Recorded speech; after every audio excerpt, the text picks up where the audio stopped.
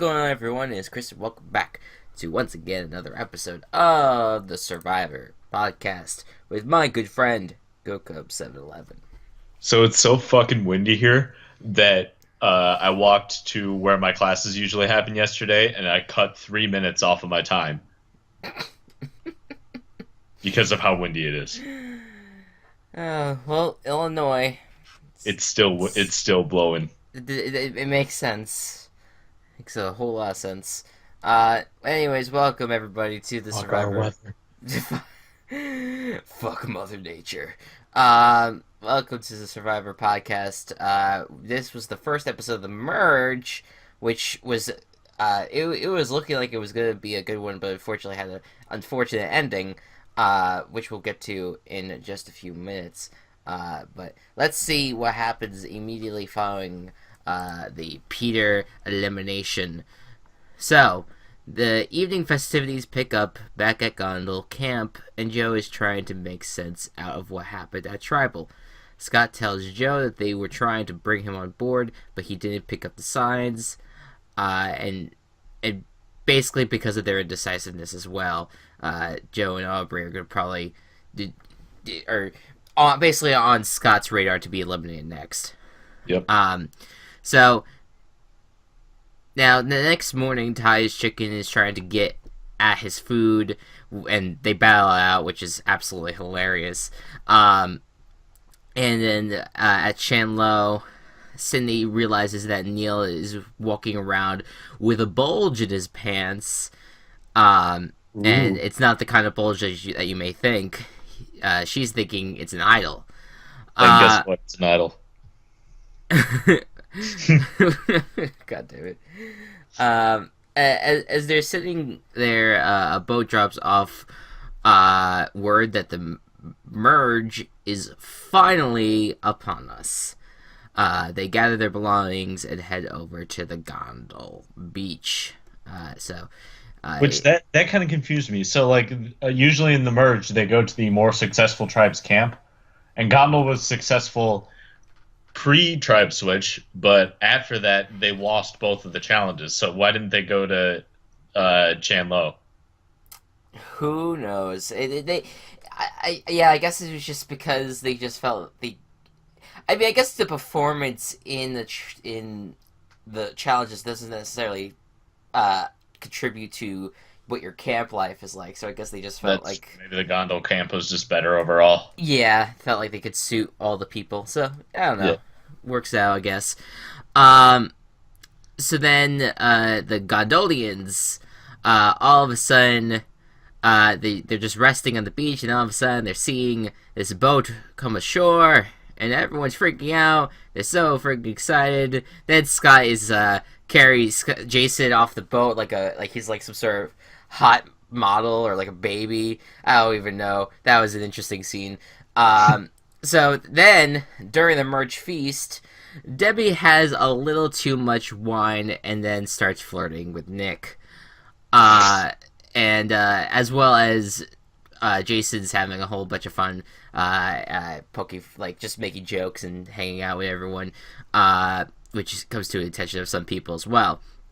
So then after the feast, Nick and Neil discuss a beauty and brain alliance. Then Nick starts making moves towards the bronze. And finally, after all this time, Nick is finally playing the game! Woo! Yay! Yeah! Give him a medal! All the tough talk, and he's now finally playing. I guess he just... I gotta hand it to him. At least he's actually doing what he said he'd be doing. Right, finally. And maybe he had been doing it a little bit on Gondel, but just there had never been any time for him to put it to use. So right, exactly. So yeah, who knows? But it looks like he's finally getting the ship rolling in terms of his strategy. So anyways, as Nick and Scott are talking, Scott tells Nick that Ty has an idol, which. The fuck, man? You just met this guy. That was a very dumb thing to do. Scott, by the way, they didn't really focus on it a lot, but the merged tribe name is Dara, or Dara. Dare I say, that's a weird name. Yeah, like you would want to know what the story behind that, but they're like, Yeah. no, just fucking leave that out. That's like they had a segment for the tribe being named America a few seasons Yeah. Oh my ago. God, I forgot about that. So why not explain Dara? Like I feel America, like we get it. America needed to be like, this is a dumb thing. Uh, Well, my favorite like tribe like merge tribe name ever was one where I forget who it was, but he took his mom's name backwards and said it was like some sort of like in whatever country they were in, it meant like strength in their language, but it was just his mom's name backwards. that's fantastic. I would love to. You know what? I think there was a season that I remember that happening. I forget what season it was. Yeah, That's it was a while ago. fantastic. It might have been Coach. I don't think it was Coach. I think Coach was in that season. That's funny. Uh, That's really funny. yeah, That's it's great. hilarious. Um. So, anyways, things keep moving along with Debbie. And this was random, by the way. Debbie aggressively trying to pick up Ty. Um, and it was like, and he seems intimidated, but tells her he's in, and they shake on it. And Ty's just like, "What the? All His right." his confessional. He's like, I just woke up and she's coming over to me. Like, I want to be in an alliance. And like it wasn't even like they didn't really talk about it either. Ty kind of just nodded the entire time. That was just like, "Yeah, you're in. You're in. That's it. That you're in." And it's just like, oh okay. I guess I don't have a choice in the matter. So later on, Jason tells us how beauties are always go for the jocks, and how they're gonna start stuffing nerds into No one's lockers. going for you, Jason. Really, I gotta say it. Like I understand the Jason Scott duo, but like Scott's far more likable than Jason by a Yeah. mile. So I'm just like, yeah, he's just like pisses me off. He's just like, really, get over yourself. You're not in high school. Um. Anyways, Michelle thinks he's way too cocky, and is considering going with the brains. Dun dun dun. All right, so then now Aubrey and Neil are wary of Nick. And that's basically it. They were just talking like how Nick is might be playing both sides and all that. Wait, Yeah. a lot of strategy here in the opening ways, which is the way it should be, which I was so excited about with the merge. So, anyways, players will stand on a beam while balancing a ball on a disc. This is the immediate challenge, by the way. As time goes on, they'll add balls. More balls. Last person Got with their paint onto your balls on their disc wins immunity. Grab them. Um, Disc. Make sure they don't fall. you're just to me, you're just saying like just random words: balls, disc, balls, discs. It makes me, yeah. It actually kind of sounds like you're holding on to your disc while you're playing with your Oh, balls. God damn it. This is a family show. No, it's not. That's what it has been. None of my content is family friendly. Anyways, so yeah, it was a very fun challenge to watch. It came down to three people: Julia, who you picked to win the whole thing; Ty, who I picked to win the whole thing; and Nick, who is the person that I chose to win that particular immunity challenge. And guess who fucking won? Nick. Well, which I was like, okay, I get a point, but fucking why Nick and why? I did. That was one of the circumstances that I didn't want to be right because I kind of wanted to see Nick be blindsided. But whatever. On. Yeah. I was wrong, right. Yep. So, anyways, yeah, Nick wins, and he wins the first ever immunity challenge. So then back at camp, Scott and Jason tell Nick that they're going to go be voting for Aubrey. Then Neil and Joe approach Nick about working with them. Meanwhile, Debbie and Aubrey try to get Michelle on board. They want to target Jason or Scott, but Michelle is not committal. Nick and Michelle discuss their options, and they finally agree to team with the Brawn. Now, I thought this was a good decision on their part, because think of it this way: the Beauty have 5 people here. Yes. I'm sorry. Wait, is it 5 people? It's Nick, Michelle, Nick, Julia, Michelle, Ty. Julia, and Ty, 4. Oh, so 4. I'm sorry. So you have the 4 for the Beauty. Yeah, because the other Beauty was eliminated. Right. You have 4 Brain and 3 of the Brawn. If you team up with the minority tribe, you can knock off the tribe that was equal with you. So I agree with this decision, even though it would have been interesting to see how they would target the Brawn. Sooner or later, the Brain would turn on you as a majority, and that's not going to be good. So you got to knock out the one with the more height. So I agree with that decision. But before that was a lot of strategy and everything. But before we get to head to tribal, JP and the doctors arrive at camp to check on everyone's affections because they were talking about it prior to the immunity challenge. And Jeff was like, "Ew, that's gross." Yeah. So and just to make sure everyone was okay, he wanted to check on everyone yet again. So we started with Ty. He was looking good. He at least healthy. But the scabs are looking quite gross. Scott's are okay. Aubrey's going to get antibiotics, but she's staying in the game. And then we get to Neil's. Neil's infections are just very bad. Go ahead. He has two main ones, one on his knee and the one on his back. The doctor was like, okay, the one on your back, it looks like just the skin, and that should be fine. But the one on your knee, if the infection gets any closer to your joint, you might lose your joint. Which is very, very, very scary. Yeah. And at the end of the day, Neil had to be pulled from the game, which was very upsetting because it seemed like he was going to be the leader of the Brain Tribe going forward. Yeah. And he was going to be helping, he was going to keep the Brains in the game. And we could have probably seen a really cool, interesting move unfold, but unfortunately could not see that happen. But good that they pulled him out of the game. Good that they didn't watch that because we did not want to see Neil lose his leg essentially over the infection. So got it when they did. Right, exactly. So we're happy that he's good now. He's healthy. But it's sad that he left. Now, a few things. Go ahead. This is one thing that I want to talk about Neil. This is probably one thing that you were going to say. Yeah. But so Neil had an idol, right? And when Neil left the game, he still had the idol. Mm-hmm. And I think Aubrey they showed the confessional for Aubrey, who was Neil's closest ally, and I think she realized in her confessional that Neil took the idol with him. Yeah. And I don't blame him. I think he was just he was really upset that he was having to be taken out of the game.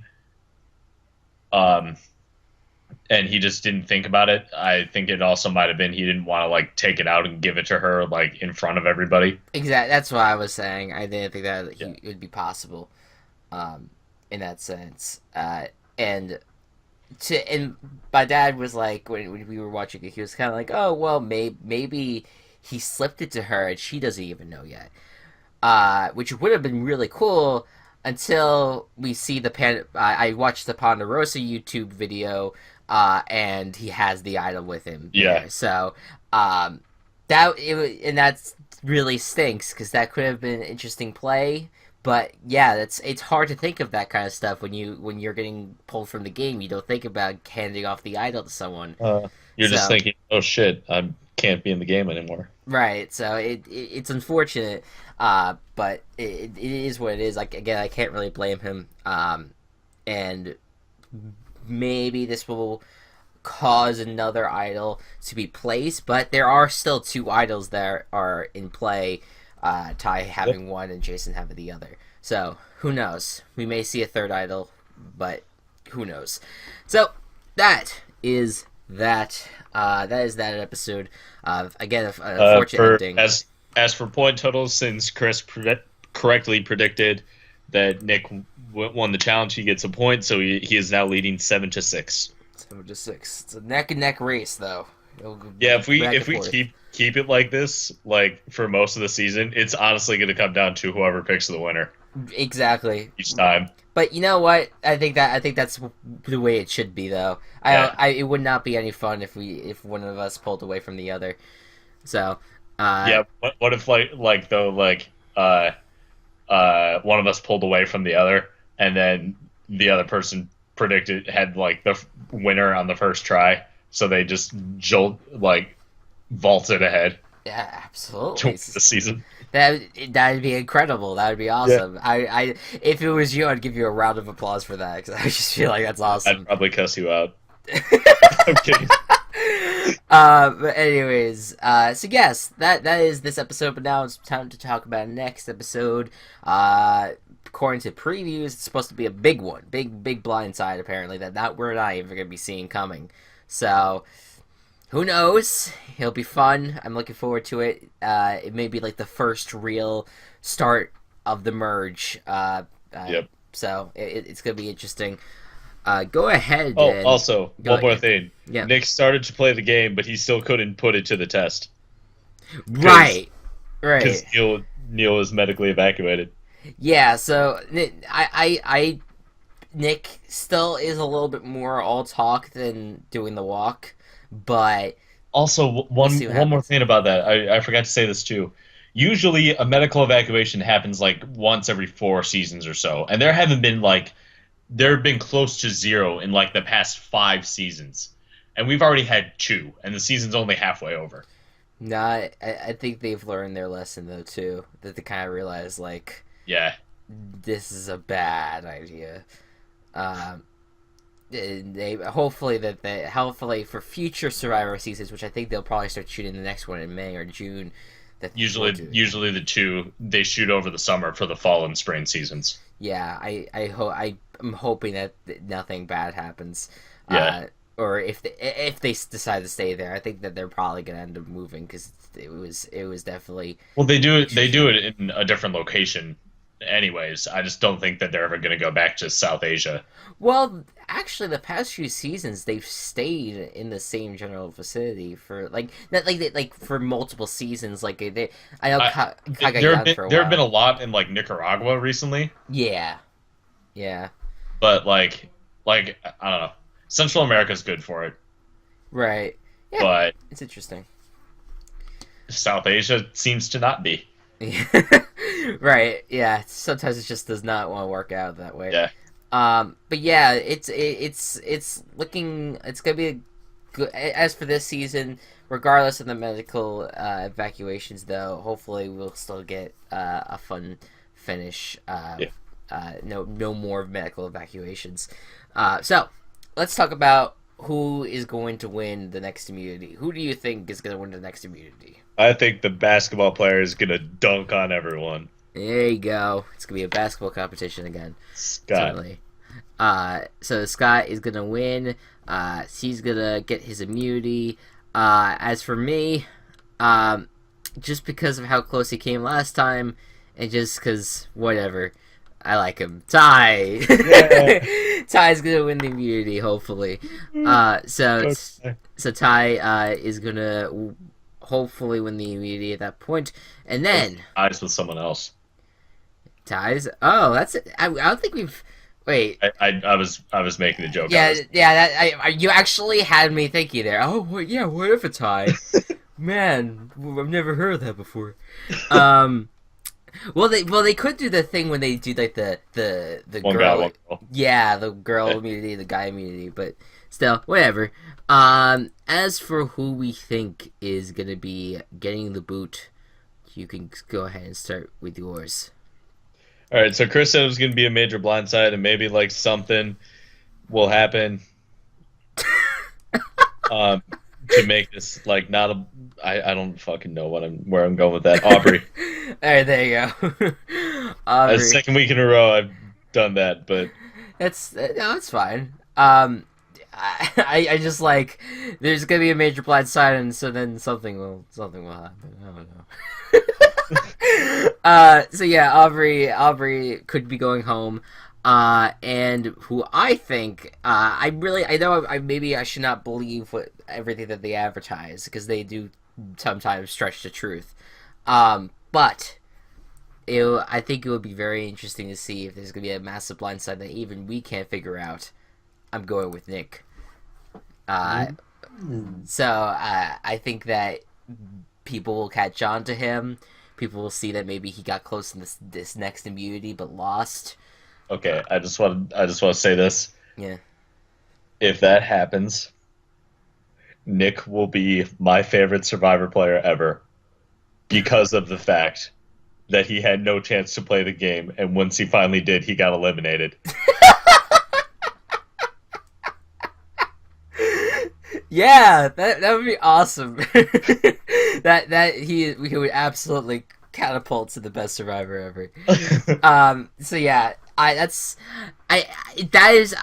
is something that at the moment he is in prime position. He's in the middle of both tribes, but it would be interesting to see if the brain and the brawn somehow team up and get Nick out. Yeah, maybe. Very interesting. What will happen? So, anyways, guys, that is it. That is my recommendation. Yep. Go ahead. All right. So, my recommendation for this week is The Last Man on Earth. It's a comedy on Fox. It's in the middle of its second season. It premiered last year, and I think it was the best show on TV that premiered last year. Gonna be perfectly honest. Go watch it. It's great. It's funny. It's creative, and it's the most realistic post-apocalyptic scenario that I've ever seen. I absolutely need to see that show, but it is. Please. But I've heard a lot of great things about it, and I love Will Forte. Will Forte is amazing. So, anyways, guys, that's his recommendation. That is our recap. Thank you so much for watching, and we'll see you guys next time. Bye-bye. Goodbye.